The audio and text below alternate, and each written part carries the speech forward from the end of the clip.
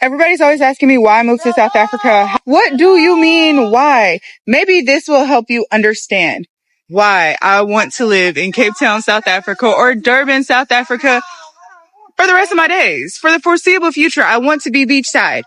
I love it here. The people are so nice. Everybody is so kind and friendly. The food is so fire. And the vibe is just different. If you're in the States, if you've ever been to Hawaii, it's similar, but not the same. Not the same.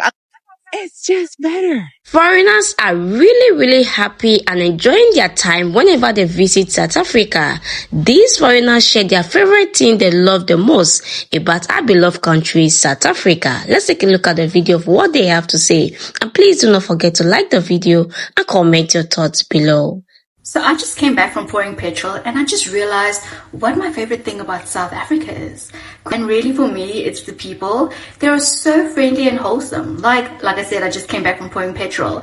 And after every transaction, they would be like, oh, shishini. And it's so cute because it's like you took time to learn my language.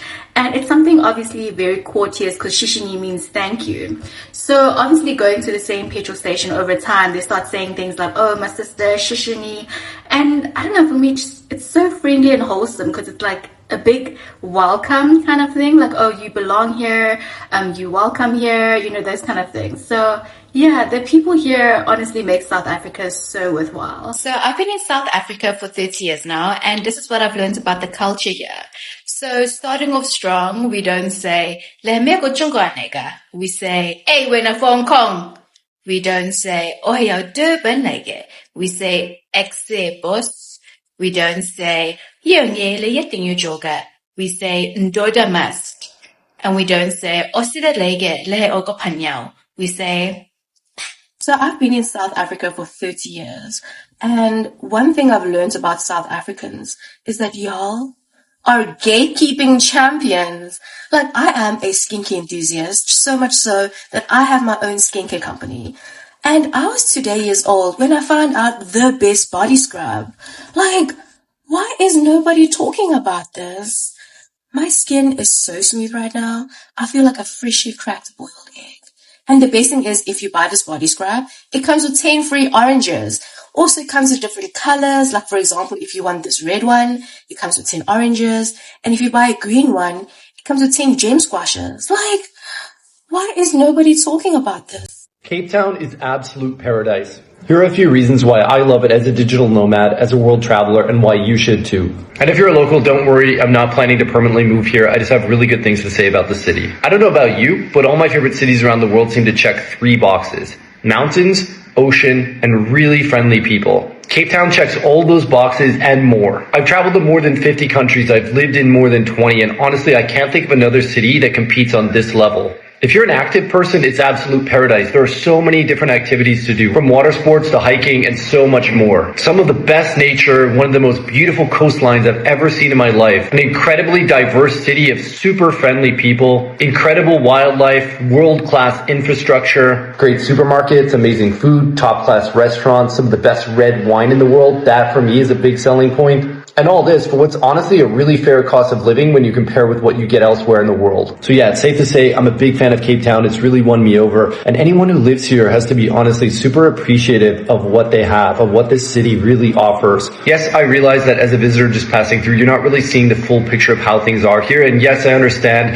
that there are definitely a lot of things to improve about the city, but I think that applies to anywhere you go in the world. As a digital nomad, or as I prefer, a flaneur, I know better than anyone how the grass is always greener. My home base is in Panama, where I stay for 6 months of the year, and then I travel for the rest. And it's funny how you really become conscious of those mindsets. While I'm in Panama, I'm dreaming of exotic locations, and I'm thinking about all the negatives of the place, maybe thinking about how expensive it is there, or the climate, or all the downsides. But with time, I've become a lot better at this. I've been able to see it for what it is. It's definitely a part of human nature, imagining how life would be better somewhere else, or not really appreciating where we are at the time. One thing I really value about my time and perspective from traveling the world is how you slowly stop seeing yourself as being from a certain place, and you start seeing yourself as more of a global citizen. You identify with different cultures and places around the world. And just one last thought, I know a weak rand can affect locals a lot more than it can international visitors who say earn in dollars or euros. If you still think that South Africans are xenophobic, listen to these statistics and tell me if you are being fair. Because I did a thorough research to count how many foreign prisoners we have in South Africa and how many foreign prisoners are there in different African countries. And you will see that what is happening here is not tolerated anywhere in Africa. Ghana has 995 foreign prisoners. Kenya has 360 foreign prisoners. Egypt, 1,200 foreign prisoners. Nigeria, the people who are causing problems everywhere, they only have 245 foreign prisoners. Zimbabwe, 591. Mozambique, 330. Lesotho is a no-nonsense country. Because there is the hangpal there, the death sentence. They only have 23 foreign prisoners. Botswana, 524. Swaziland, 270. Namibia, 465. Guess how many we have here in South Africa? 25,585 criminals in South Africa. Foreign criminals. They came all the way from wherever they came from to come here and commit crime. You know, my mother has a business. She was robbed 3 times. My brother stopped working there because they were coming and they were shooting people there. And then they took his wallet and it had an inscription of his name and surname. And then the police found that wallet in another crime scene. It means these people are committing crime everywhere. And guess who was the person that was found with that wallet? Alfonso from Mozambique. Now, must we be afraid in our own country because of people who are going to pull the xenophobic card? You know, Mr. Groenewald, the Minister of Correctional Services, was suggesting that we bring back the corporal punishment because our prisons are overcrowded. But do you know how much it costs to feed one prisoner per day, to give that person 3 plates, to give them water and electricity, to pay someone to cook for them? For 25,000 people. It's millions and millions per day, while our people are suffering and poor. Matthew chapter 15 verse 21 to 28. Listen to how Jesus treated the Samaritan woman because she was not a Jew. She came to Jesus asking for healing, saying, "My daughter is sick." Jesus said, "I am only sent unto the lost sheep of Israel. I cannot take the children's bread and cast it unto the dogs."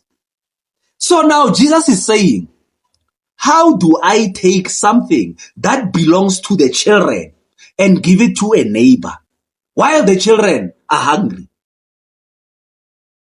Charity begins at home. You feed your own first. When your own are full and satisfied, then you can think of someone else. But you cannot come and expect us to feed people while our people are still hungry. Then the Samaritan woman said to Jesus, "Even the dogs, they come and eat the crumbs that fell from the master's table. But you cannot take the crumbs and give them to the children while the neighbor comes and eats from the table. That doesn't make sense. It is not right. It is not fair." Luke chapter 3 verse 11. John, he says, "If you have 2 cloaks, give to the one who doesn't have. Do the same with your food as well. But if you have nothing, what can you do?" South Africans are crying, we don't have jobs. Our prisons are overcrowded. How are we going to help our neighbors? We are not selfish. We are just being realistic. Charity begins at home.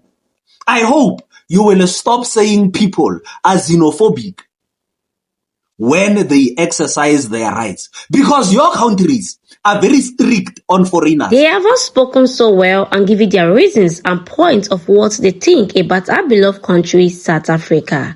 At this point, if you're a foreigner who still think that South Africans hate foreigners, please, you have to rethink. South Africans do not hate foreigners.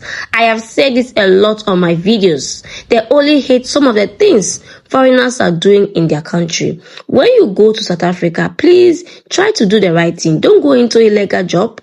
Don't go in there to do drugs. Make sure your document is intact. Do the right thing. Follow the laws. Trust me, you're going to enjoy every bit of your time in the country. Look at the way the other foreigners are sharing amazing experience about their country. So you see, the fault is not from South Africans, it's for foreigners. If you do the right thing, you will enjoy every bit of the country, and you will not see the need to even say that South Africans hate foreigners. But at the same time, I would love to see your comments on the comment section of what you also think of the video. And please, at this point, if you have not liked the video, please do me well by liking the video, and don't forget to share with a friend who would like to watch this video with you. And please, if this is the first time you're coming across this channel, please do not make it your last by subscribing. If you're a returning subscriber, thank you so much for always coming back to the channel, and I will see you in my next video. Bye for now and stay blessed.